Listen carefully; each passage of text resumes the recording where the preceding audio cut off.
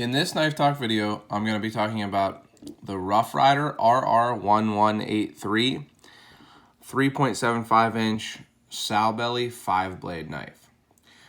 So kind of a long name there. Rough Rider uses kind of a model number system. I don't really know if it has designations like other companies use, like Case and GEC, but this model is the RR1183. So if you're looking for it, I'm going to talk about this knife generally, but also about the warranty.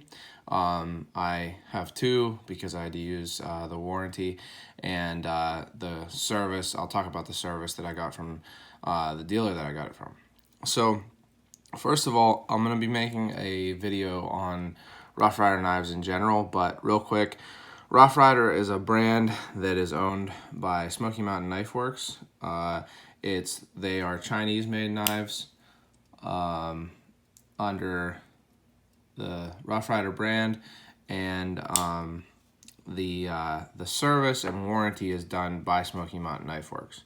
And I bought this one, so this is the first one of this pattern that I got from Smoky Mountain Knife Works, along with this medium Congress, which I also have videos made on. And I got them together, and the Congress is a nice knife. You can check out my 1-minute overview and knife talk videos on it. And also my 1-minute overview on this, but this one did come with an issue. It came with a blade that was kind of jammed in, and was real difficult to get out. But first of all, let me talk about the knife itself. So this is a Sowbelly pattern, and that's just the shape of the handle here. It's kind of almost a serpentine, but a little bit more curve here, and it's a little bit taller of a pattern. I wanted to get a Sowbelly Stockman for a while, and Rough Rider or Smoky Mountain Knife Works had this 5-blade. I don't know that you can really consider this a Stockman, but it's kind of along those lines. And an interesting knife. I mean, this knife is under $15, so 5 blades under $15. It's hard to go wrong. But I wanted to see how it was made. First of all, generally it's made pretty well. So there are some small gaps and things like that, but not too bad really. It's put together pretty well. You can see that the handles fit pretty well and everything. Not perfect, but no big gaps or anything, and no big warping or anything like that. When you look at the blades, they look like they fit really well, especially being it's not really that thick. It's right around the thickness, maybe slightly thicker than this 2-blade Moose from Rough Rider that I have. So they really pack the blades in, and for being under $15, they do a good job of it. So to talk about the 5 blades, what it is a 3-spring knife with 5 blades. So 2 of the springs, the 2 outside springs, both have 2 secondary style blades on them. So to start with those, there's a pen blade at the top of the mark side spring, and then kind of a mini clip point at the other end. And as you can see, both of these have pretty good snap. They have nice action. Not the strongest springs, probably a 4 on these secondaries. And then on the other side, the pile side spring, we have a sheet foot, and again, this one's still a little tough to get open, and then a spay blade. Again, good snap on all 4 of those, despite having a little lighter pulls, probably about a 4. Then the center spring, which just the same width and everything as the other 2, is for the main blade, which is a clip point, just kind of a classic clip point. So that takes up the whole length of that spring. But again, they fit in pretty well. I mean, the main blade is pretty centered on this one. No crazy rubbing other than this blade. So I was happy with that, and the pull on this main blade is around a 4 also, even maybe a 3.5 to be honest. Not super strong, but it does come open, stay open, and close with a little bit of snap and stay closed. Also, one thing to mention, all 5 of the blades have no blade play. They came, 100% solid, no blade play at all. But the issue that it did have is that the spay blade was basically jammed in. I mean, I could barely get it open. It broke my nail a little bit when I first tried to open it. I found that if I opened the sheet foot, then opened the spay blade, it's not too difficult, but seems impractical. So I called them, told them about it. They said at first that, oh, it's a 5-blade knife, it might be, the blades might rub each other. I think they kind of thought that I was complaining about the rub itself and not the fact that there was so much blade rub and they were jammed together so hard that you couldn't actually even, open the blade, for use and stuff like that. So I explained that to them. I explained that, you couldn't open the knife as it came. So they said, well, you can send it. No, what did I say at first? I said, okay, well, I guess I'll just send it in for an exchange, right? Because it's not worth sending it in, paying half the price of the knife to ship it to get a refund, right? So you're only getting half the money back, and I guess I could just use the knife and live with that. But I forgot to get an RMA number, so I called back. A return merchandise authorization, I think is what that stands for. And when I said that I was going to do that I wanted to exchange it, the person who I spoke with said, oh, because of the price of the knife, which again, it's under $15, they were just going to send me another one. So I was happy with that. I mean, certainly all the other 4 out of 5 of the blades, 80% of the, 80% of the blades, are functional, right? So, to get a second one and be able to keep the first one that I got, pretty cool. Now I think that I'm not telling you this, and I'm not saying this on this video to encourage you to maybe say that there's an issue on a Rough Rider knife if there's not one, or anything like that. Certainly, this knife actually had an issue, and it was not really fully usable. But being that was the case, I think that they, certainly went above and beyond what I was expecting. So they did say that they were going to send me another one. But in the meantime, so that was on Monday. I got these knives. I actually got them on Thursday, and then was away for a weekend. Got back on Monday and called them about this issue. And in the meantime, between Monday, I actually took this blade, and what I did was, first of all, I kind of crinked this sheet foot. So I don't know if I've talked about crinking before, but it's when you bend the blade at the tang where it's softer to make it so that there's enough space for other blades. So you can see that happening on that blade. You can see that it doesn't go straight down, or it would be in the way of the spay blade. Definitely, I got it to go over a little bit more. Let's see if I've oh yeah, you can see it really well, like the idea of crinking on this Congress. So you can see that this blade here is very much not going straight. It's going to the side, and then the same for the other main blade. So that's something that a lot of multi-blade knives have done on them. I did that to try to help out. It did a little bit, but not too much. So what I actually ended up doing was I used just a diamond file or diamond sharpener to file off a bunch of the swedge, the shoulder of the swedge. So to show you what it looked like before this, I have the knife that they replaced it with. So I filed off basically some of the material right here, so at the thickest part of the blade before the swedge grind. And it helped, definitely. Before I did that, even after crinking that sheet foot blade, it was still really jammed up against the sheet foot. There just wasn't space, and it would catch on the lip of the nail nick of the sheet foot as you were opening. Now it still does a little bit, so I don't know if you'll be able to hear that.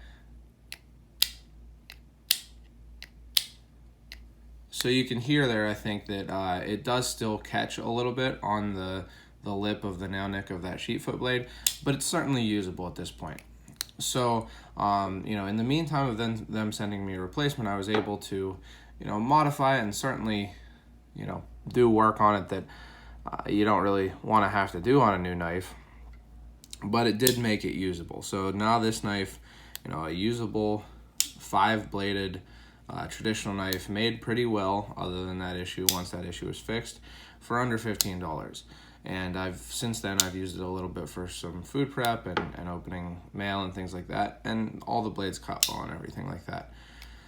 So, you know, I had this one and I was planning to keep this one as a user, but when did I get this? Yesterday, I guess. So I called them on Monday, and on Thursday I got the replacement. So first of all, that's super fast, right? They must have shipped it either that day that I called on Monday or the next day. And it got to me really quickly. So that's good service in itself. This one, the build of the knife, pretty similar. I'd say that there are slightly more gaps on the back springs of this one, but nothing like, you know, big or anything. Really, even certainly better than most of the Queen knives that I've had. There is a little gap between the handle, the cover, and the spring, the liner there. But again, not a huge deal, especially on a using knife and on one that's under $15. To go to the blades and kind of the issue that made me, you know, call and have them send me a replacement. All 4 of the blades, other than the spade blade, again, pretty much the same. So a little bit lighter on the action of this blade, still about a 4 though. Nice snap closed, still about a 4. Nice snap closed. The main blade, maybe a little bit stronger of a pull on this one, rather than a 3.5, probably at about a 4. The main blade on this one came a little off center, so actually more towards that mark side liner than it is now. I actually ended up crinking this blade and the spade blade a little, or I'm sorry, the sheet foot blade a little. Now, this one when I got it had the same issue. It was definitely less of an issue than it was on the first one that I got. But same thing, when you opened the spade blade, the swedge would catch on the nail nick of the sheet foot. I think that, you know, it's one of those things where these blades probably just don't get, you know, the same attention that the ones on the front do. For being an under $15 knife, it's not the worst issue that you can have. I think all these blades are probably heat treated acceptably and will cut well and everything. But it did, you know, kind of catch. But you can see that it doesn't now. And you can also see that I didn't file away at the swedge shoulder like I did on the other one. So actually what I did on this one was I decided, because this blade, the main blade that the sheet foot is up against, was already over towards the mark side, I would just crank this sheet foot blade a little bit more.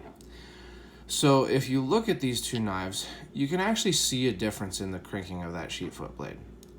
This one, a little bit less bent towards the pile side or the right side from your vantage point.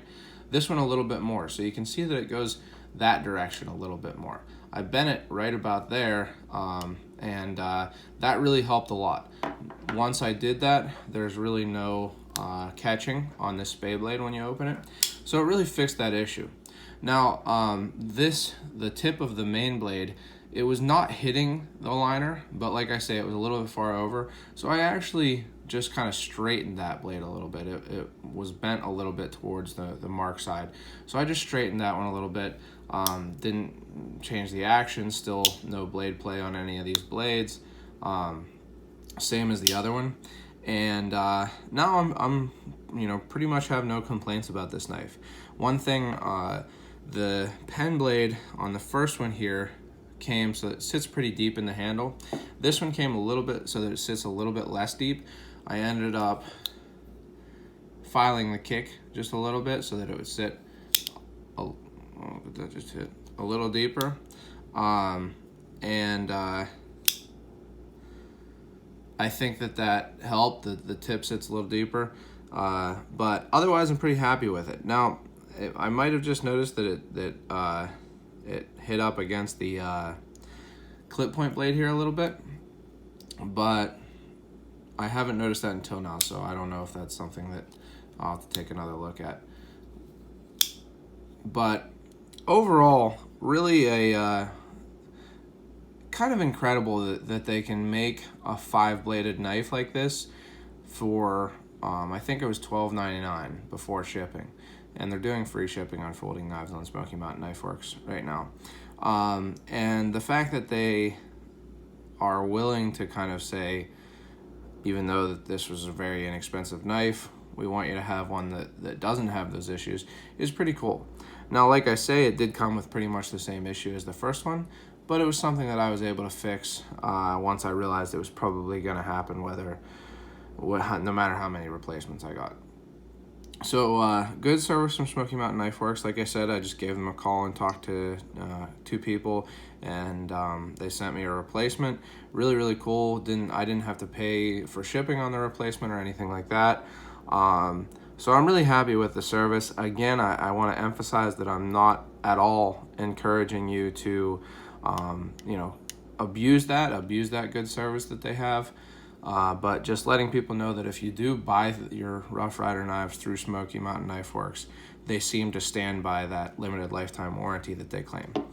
I always wondered about that. I've bought several Rough Rider knives from eBay and wondered if they would still have the warranty.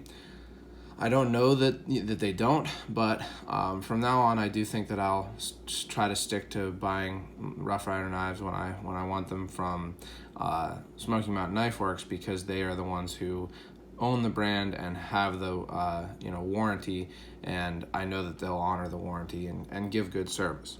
So that's my video on the Rough Rider RR1183 yellow Delrin 5-bladed Sowbelly.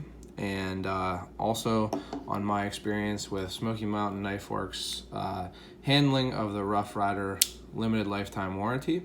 And again, pretty happy with it. So I probably will end up giving this one away, the first one that I got, to someone who maybe has never had a multi-bladed knife or is interested in checking out a Rough Rider or a Sowbelly, and I'll keep this one as a user. Like I say, I am going to be making a video on all of my current Rough Rider knives also.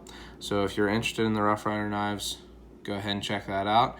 If you like this video, which again, if you've watched for the last 18 minutes, I'm sure that you're interested in these knives, go ahead and like it. And if you have any questions or comments, leave them below. And otherwise, don't forget to go out and do good.